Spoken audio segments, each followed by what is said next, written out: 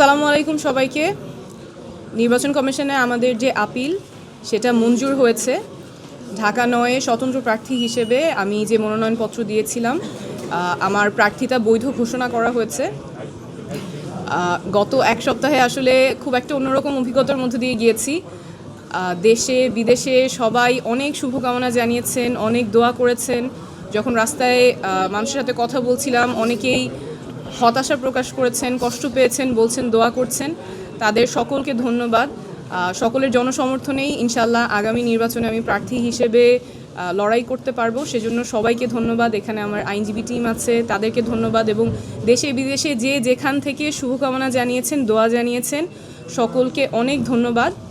আমরা এখন স্বতন্ত্র প্রার্থী হিসেবে নির্বাচনে যে মার্কা সেটার জন্য আবেদন করতে পারবো। আমরা সেই প্রক্রিয়ায় আমাদের পছন্দ ফুটবল মার্কা, আমরা সেটা নিয়ে আবেদন করব। তারপর নির্বাচন কমিশনের সিদ্ধান্ত থাকবে।